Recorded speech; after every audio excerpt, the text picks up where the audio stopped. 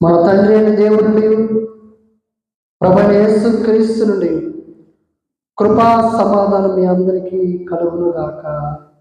ఈ పరిశుద్ధమైన సమయం కొరకు ఏర్పరచబడిన వేదవాక్య భాగమును జ్ఞాపకం చేసుకుందాం. పరిశుద్ధుడైన యోహాను రాసిన మొదటి పత్రిక 4వ అధ్యాయము 9-10 వచనములు జ్ఞాపకం చేసుకుందాం. మనము ఆయన ద్వారా జీవించినట్లు దేవుడు తన అద్వితీయ కుమారుని లోకములోనికి పంపెను. దీని వలన దేవుడు మన యందుంచిన ప్రేమ ప్రత్యక్షపరచబడెను. మనము దేవుని ప్రేమించితిమని కాదు, తానే మనలను ప్రేమించి మన పాపములకు ప్రాయశ్చిత్తమయుటకు తన కుమారుని పంపెను. ఇందులో ప్రేమయున్నది. 14వ వచనము, మరియు తండ్రి తన కుమారుని లోక రక్షకుడుగా ఉండుటకు పంపియుండుట మేము చూచి సాక్ష్యమిచ్చుచున్నాం. చిన్న ప్రార్థన చేసుకుందాం. తలలో ఉంచండి. మహాపరిశుద్ధుడవును మా ఎడల మిక్కిలి కృప కలిగిన మా తండ్రి, పరలోక ప్రభువా, మీ ఘననామమునకు వేలాది వందనములు, స్తుతులు, స్తోత్రములను చెల్లించుకొనుచున్నాం. నాయన, మీ కృపను బట్టి, ప్రేమను బట్టి మమ్మల్ని దర్శించి, ఆదరించి, బలపరిచి నీ బిడ్డలుగా నా ప్రభువా మమ్మల్ని నడిపిస్తూ ఉన్న తండ్రి, మీకు వందనాలు. మీ పరిశుద్ధమైనటువంటి జన్మదిన సంబరమును జరుపుకొనడానికి మీ సన్నిధిలో చేరి, అయా మీరు మా యందు ఆనందించే విధముగా మేమును మీ యందు నిలిచి ఆనందించుటకును మీ కృపను మాకు అందించి బలపరిచిన తండ్రి, మీకు వందనాలు, స్తుతులు, స్తోత్రాలు. నా తండ్రి, ఈ దినమున మా ప్రభువా మీ దివ్యమైన వాక్యమును ధ్యానించబోతూ ఉండగా మా మధ్యను మీరు ఉండండి, మీరు మాతో మాట్లాడండి, మీ స్వరమును మాకు వినిపింపచేయండి. నా దేవా, వినగలిగిన చెవులను, గ్రహించగలిగిన హృదయాన్ని మాలో ప్రతి ఒక్కరికి అనుగ్రహించండి. మీ బిడ్డలుగా సర్వసంపూర్ణతలోనికి సంధించబడలాగున మీ సహాయమును దయచేయండి. అల్పుడన అయోగ్యుడను ప్రభువా, నన్ను మీ శిలువ చాటున మరుగుపరుచుకునండి. నా నోటిని మీ బుర్రలు వాడుకోనండి. ఈ సమయంలో మాకు కావలసిన వాక్య ఆహారాన్ని మాకు అందించి మీ బిడ్డలుగా, మీ సాక్షులుగా మమ్మల్ని బలపరచుమని, ఈ లోకమునకు మీ వెలుగును అందించే బిడ్డలుగా సంధించుమని మా ప్రభువును మీ ప్రియకుమారుడైన యేసయ్య పరిశుద్ధ నామమున అడిగి వేడుకొని ప్రార్థించుచున్నాను తండ్రి, ఆమేన్. ప్రభునందు ప్రియమైనటువంటి దేవుని బిడ్డలారా, దేవుని యొక్క మహాకృపను బట్టి, ప్రేమను బట్టి ఆయన పరిశుద్ధమైన పాద సన్నిధిలో ప్రభు బిడ్డలుగా మనమందరము ఏకీభవించడానికి దేవుడు అనుగ్రహించిన ఈ మంచి సమయాన్ని బట్టి దేవునికి నేను వందనములు, స్తుతులు, స్తోత్రములు చెల్లిస్తూ ఉన్నాను. దేవుని యొక్క మహాకృపను బట్టి మరి యొక్క క్రిస్మస్లోనికి మనం ప్రవేశించాం. క్రిస్మస్ అనేటువంటిది మాటకు అర్థము మనకందరికి బాగుగా తెలుసు. క్రైస్ట్ ప్లస్ మాస్, క్రిస్మస్ అంటే క్రీస్తు యొక్క ఆరాధన క్రిస్మస్. మరి ప్రభువుని ఆరాధించేటువంటి మనం పండుగగా ఈ క్రిస్మస్ని జరుపుకునేటువంటి మనం ఈ పండుగను సంతోషంగా, ఆనందంగా జరుపుకుంటాం కదా. ఈ పండుగను ఎందుకు జరుపుకుంటున్నారండి అని ఎవరినైనా అడిగితే మనల్ని పిచ్చివాళ్ళని చూసినట్లు చూస్తారు. క్రిస్మస్ పండుగ ఎందుకు జరుపుకుంటున్నామో కూడా తెలీదా అన్నట్టు.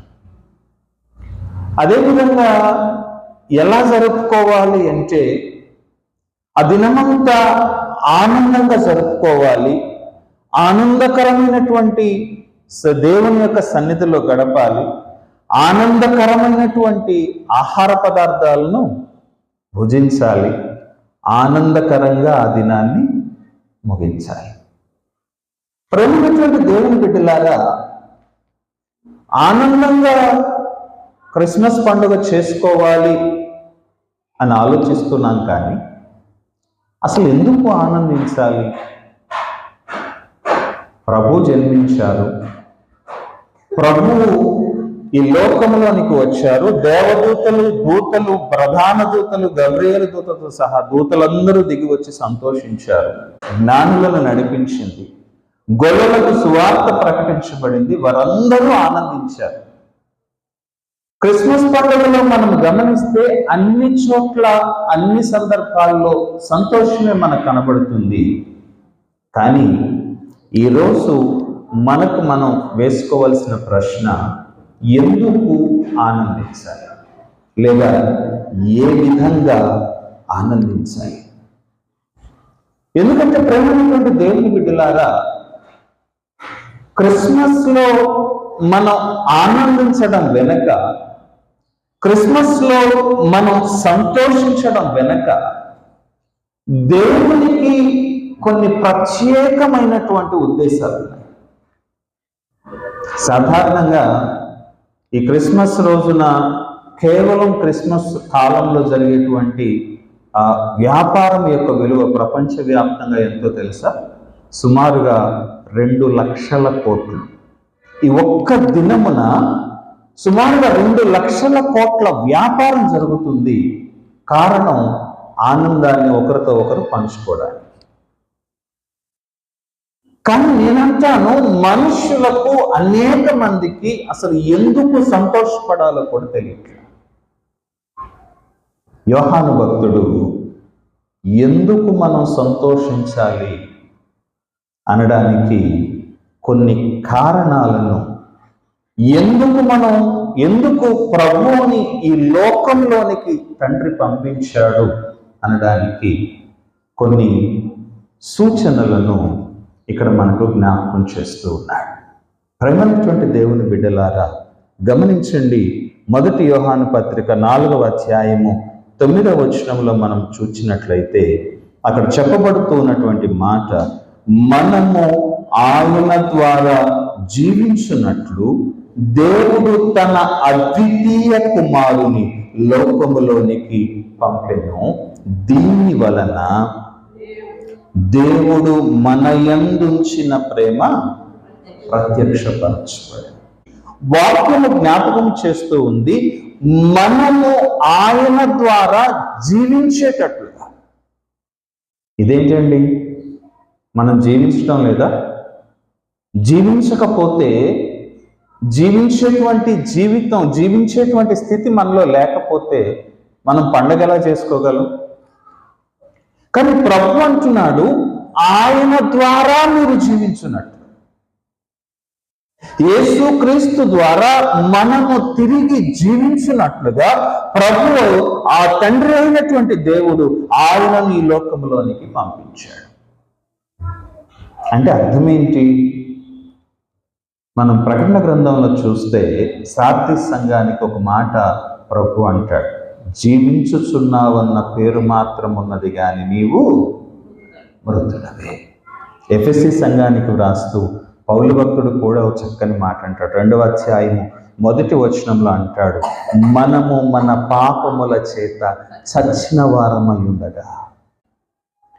ప్రేమైనటువంటి దేవుని బిడ్డలారా, గమనించండి, దేవుని యొక్క వాక్యము సాక్ష్యం ఇస్తూ ఉంది, నీవు బ్రతుకుతూ ఉన్నావు. కానీ ఎప్పుడైతే నీవు పాపమును తలచుతావో, ఎప్పుడైతే పాపమునకు నీ జీవితంలో ఆస్కారం ఇస్తావో, తావునిస్తావో, పరిశుద్ధ గ్రంథం చెప్తుంది, నీవు జీవిస్తూ ఉన్నావు కానీ చచ్చిన వాడివే.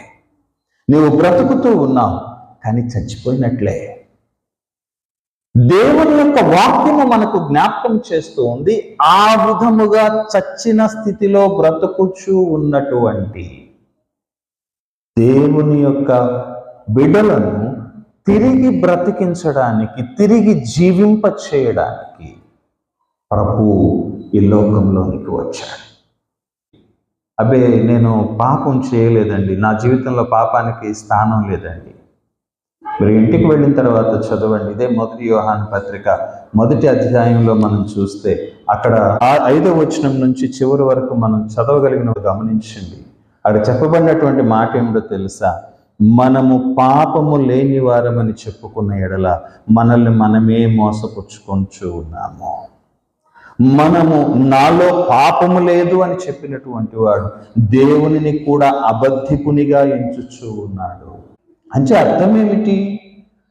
మనము ఎప్పుడైతే మన హృదయమును దేవుని ప్రేమకు ఆ స్థానము లేకుండా మనకిష్టమైనటువంటి ఆలోచనలకు మనం స్థానం ఇస్తామో, పరిశుద్ధ గ్రంథం చెప్తూ ఉంది, నీవు పాపము చేసిన వాడివే. ఆజ్ఞాతిక్రమమే పాపం. దేవుడు ఏం చెప్పాడు?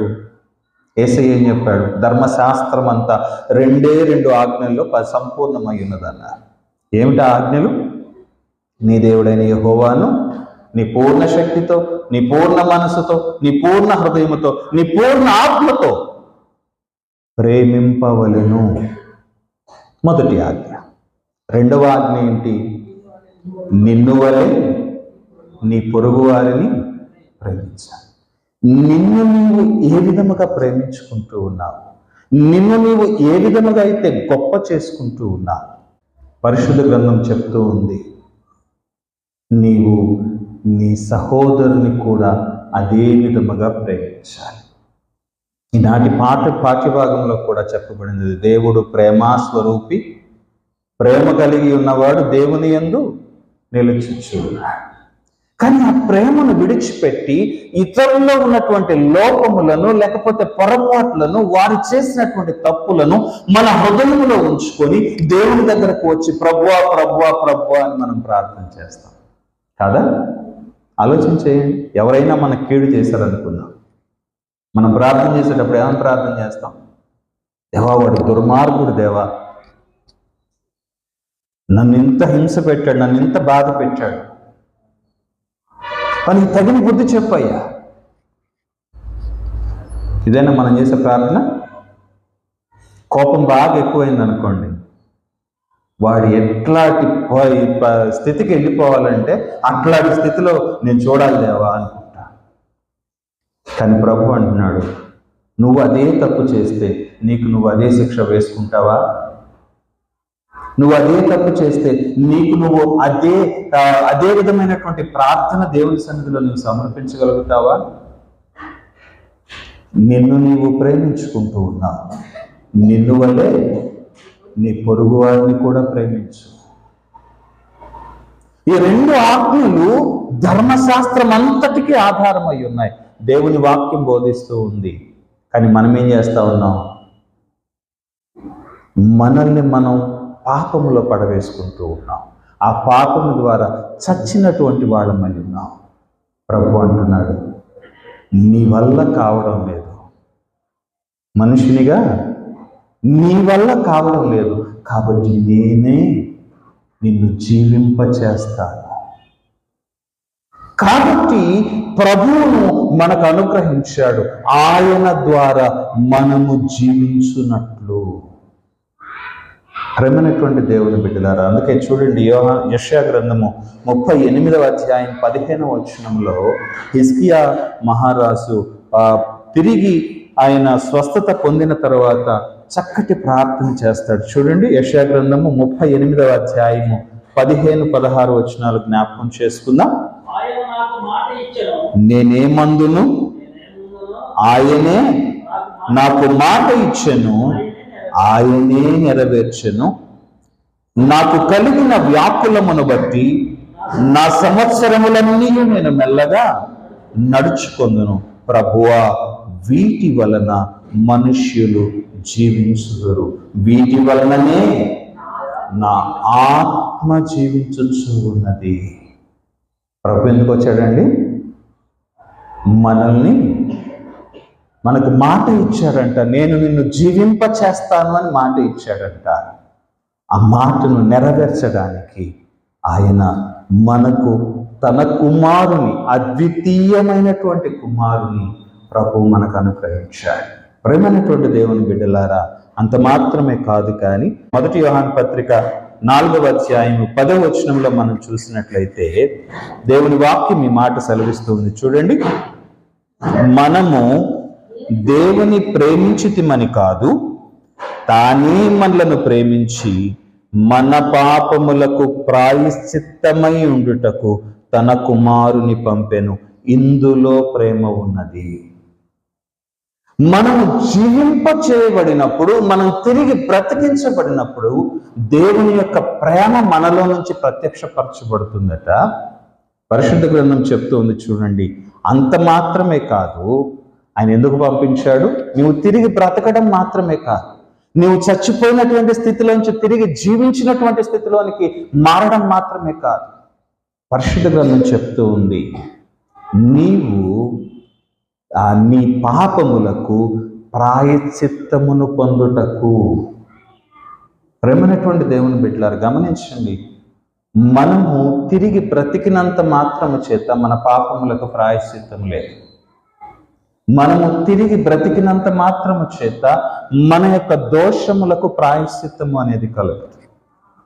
అందుకని ప్రభువు తిరిగి లేపినప్పుడు, లేకపోతే ప్రవక్తలు తిరిగి బ్రతికించినప్పుడు వారెవరు కూడా శాశ్వతంగా జీవంలోనికి నడవలేదు. ఎందుకని? పరిశుద్ధ గ్రంథం చెబుతూ ఉంది, మనుష్యుడు చనిపోయినప్పుడు వాని క్రియలు వాని వెంట వాడు తిరిగి వచ్చినప్పుడు మరలా ఆ క్రియలన్నీ, ఆ పాపములన్నీ, ఆ ఆక్షేపణలన్నీ వాని మీద ఉన్నాయి. నీవు చేసిన పాపము, నువ్వు చచ్చిపోయినటువంటి స్థితిలో ఉండగా ప్రభు నిన్ను బ్రతికించాడు, కానీ ఆ పాపమునకు పరిహారం అనేది లేదు. అందుకే ప్రభు అంటున్నాడు, మన పాపములకు ప్రాయశ్చిత్తముగా ఆయన పంపించబడ్డాడు. నీ నా పాపములకు వెల చెల్లించడం అనేటువంటిది మనకు సాధ్యమవుతుందా? సాధ్యం కాదు. ఎందుకని? ప్రభు ఆ కొండ మీద ప్రసంగంలో మనం చూస్తే ప్రభు చెప్పినటువంటి మాటలు మనం జ్ఞాపకం చేసుకుందాం. నరహత్య చేయువాడు విమర్శకు లోనగునని మీరు విన్నారు కదా. తన సహోదరుని మీద కోపపడు ప్రతివాడును విమర్శకు లోనగును. తన సహోదరుని చూచి ద్రోహి అని పిలుచువాడు మహాసభకు లోనగును అని ప్రభు చెప్పాడు. అంటే ఏమన్నాడండి? నరహత్య చేసినటువంటి వాడు విమర్శలోనవుతాడు. ఏ శిక్షణ పొందుతాడు? దేవుని యొక్క సన్నిధిలో నిలవబెట్టి నీవు మంచి చేశావా చెడు చేశావా అని నీ మీద సాక్ష్యం పలుకుతాడు. నీకు విచారణ అనేటువంటిది జరుగుతుంది. ప్రభు అంటాడు, నీ సహోదరుని మీద కోపపడితే అదే శిక్ష నీకు వేస్తాడు. 1 యోహాను పత్రికలోని ప్రభు అంటాడు, తన సహోదరుని మీద కోపపడు ప్రతివాడు నరహంతకుడు అంటాడు. అంటే అర్థం ఏమిటి? మనం మన పాపముల నుంచి విడుదల పొందుకోలేము, సరికదా, దానికి మరలా శిక్షణ మన మీదకు తెచ్చుకుంటూ ఉన్నాం.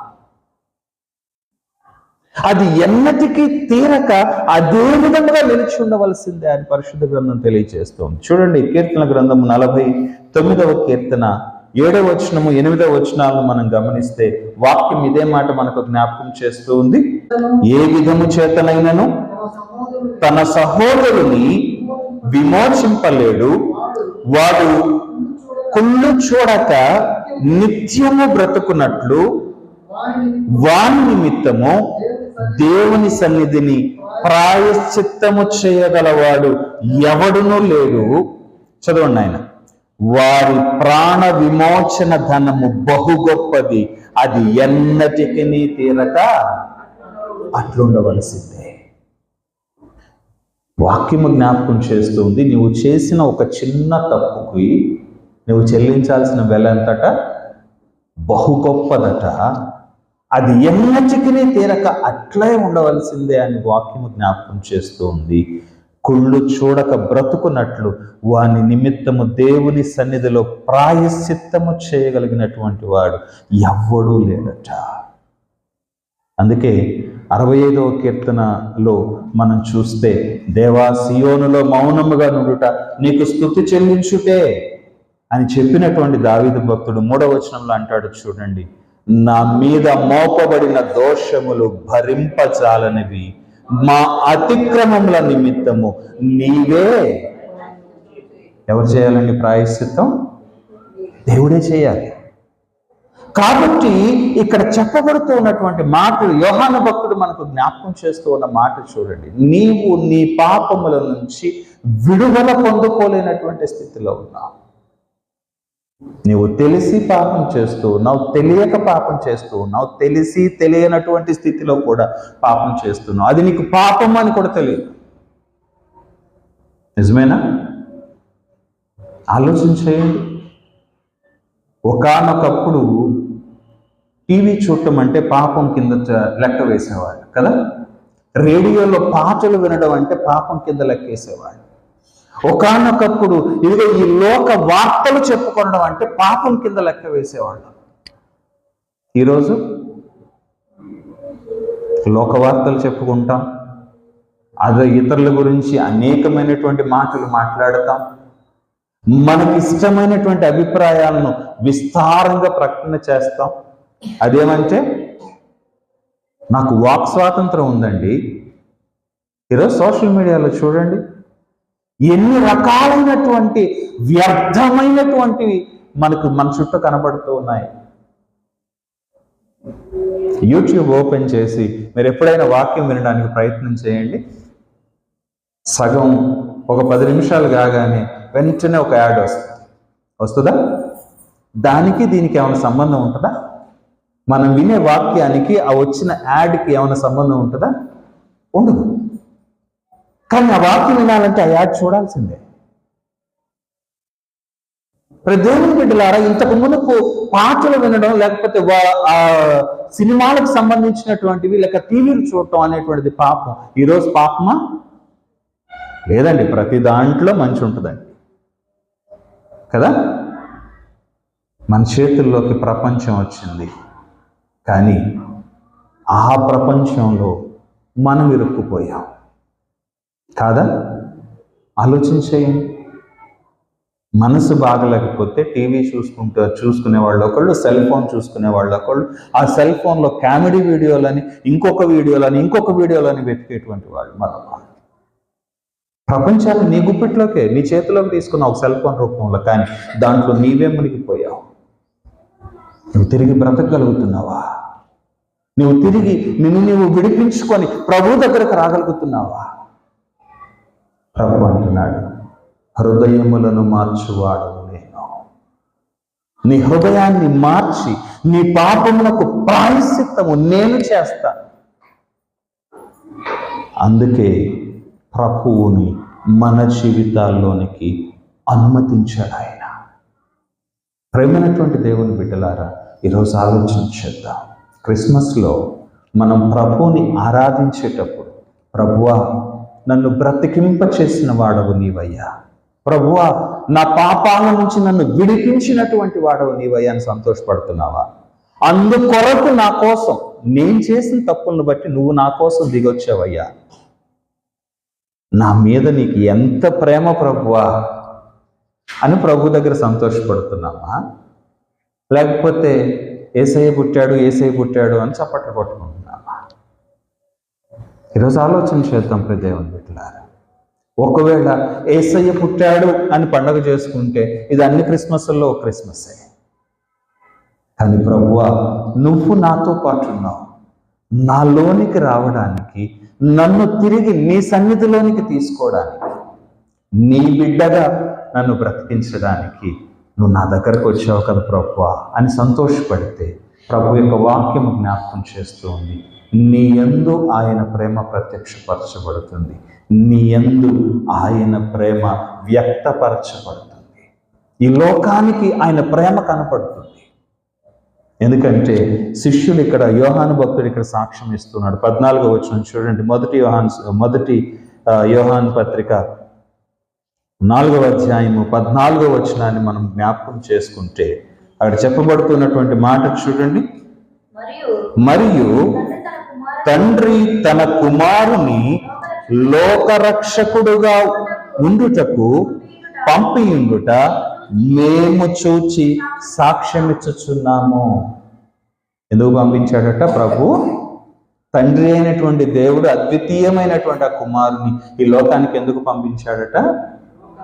లోక రక్షకునిగా ఉండుటకు. అందుకని దేవుని యొక్క దూత గొల్లలకు సువర్తమానాన్ని ప్రకటిస్తూ ఉంది. ఏమని ప్రకటిస్తూ ఉంది? నేడు మీ కొరకు రక్షకుడు పుట్టి ఉన్నాడు, ఈయన ప్రభు అయిన క్రీస్తు. దేవుని యొక్క దూత ప్రకటిస్తూ ఉంది, ఈయన రక్షకుడు. నీ జీవితాన్ని, నీలో ఉన్నటువంటి స్థితిని మాపి బాపి నిన్ను దేవుని దగ్గరకు నడిపించగలిగినటువంటి వాడు. సుమయాను ప్రార్థన చేస్తాడు కదా, ఆ ప్రభువుని చేతుల్లోకి ఎత్తుకొని, ప్రభువా అన్యులకు వెలుగుగాను నీ ప్రజలైనటువంటి ఇశ్రాయేలీయులకు మహిమగాను సకల జనుల ఎదుట నీవు సిద్ధపరచినటువంటి రక్షణ నేను కన్నులార చూస్తూ ఉన్నాను. ఎవరిని చూస్తున్నాడండి? ఆయన తన చేతిలో ఉన్న చిన్న బాలుడైన యేసయ్యను చూస్తూ మాట్లాడుతూ ఉన్నాడు. సకల ప్రజల ఎదుట నీవు సిద్ధపరిచినటువంటి రక్షణ.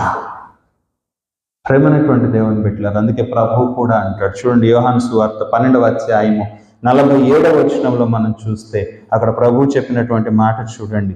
ఎవడైనను నా మాటలు విని వాటిని గైకొనకుండిన ఎడల నేను అతనికి తీర్పు తీర్చను. నేను లోకమునకు తీర్పు తీర్చుటకు రాలేదు, కానీ లోకమును రక్షించుటకే వచ్చి. ఎందుకు వచ్చాడండి ప్రభు? లోకమును తీర్పు తీర్చడానికి ప్రభు రాలేదట.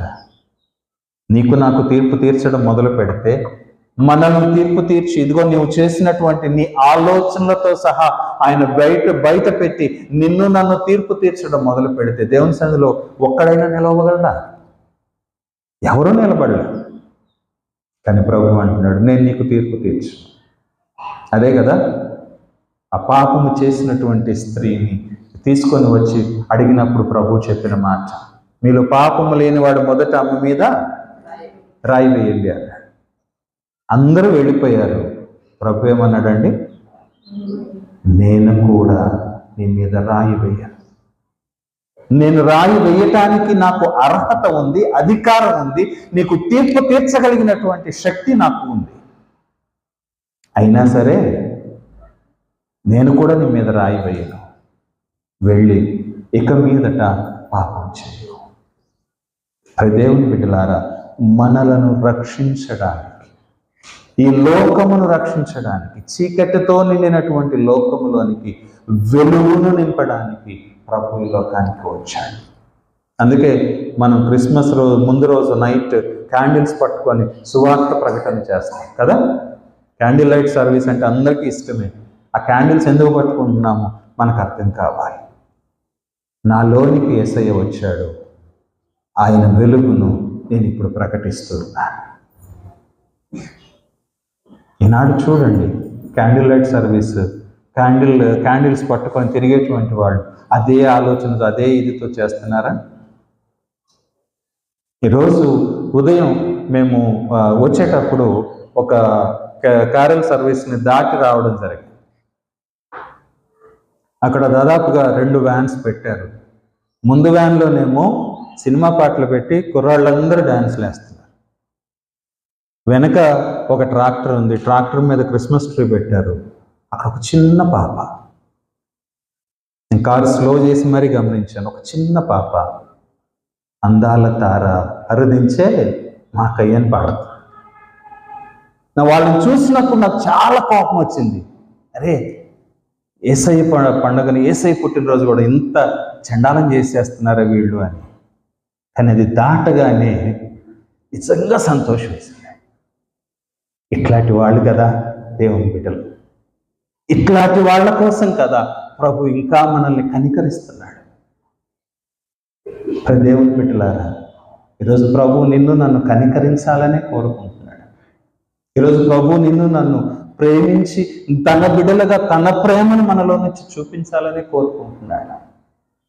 అందుకోసమే ఆయన చచ్చిన వాడవై ఉండగా నిన్ను జీవింప చేయడానికి, నీవు నీ పాపము అనేటువంటి బురదలో పొరలాడుచు ఉండగా నిన్ను పరిశుద్ధునిగా లేవనెత్తి నీకు ప్రాయశ్చిత్తము చేసి నిన్ను లేవనెత్తడానికి, నిన్ను రక్షించడం ద్వారా లోకానికి తన రక్షణ ఏంటో వెలుగేంటో చూపించడానికి ఆయన ఈ లోకానికి వచ్చాడు. ఈరోజు క్రిస్మస్ ఆరాధనలో ఉన్నటువంటి మనం ఆ ప్రభు యొక్క సన్నిధిని అనుభవిస్తూ ఉన్నటువంటి మనం, ప్రభువా నా కోసం నువ్వు వచ్చావు కదా, నీ కోసం నేను నిలబడతాను అని ప్రభు కొరకు నిలబడగలమా? ఆయన ప్రేమను ఈ లోకానికి చూపించగలమా? అట్టి కృప పరిశుద్ధాత్మ దేవుడు మనకు అనుగ్రహించి ఆశీర్వదించునుగాక. ఆమేన్.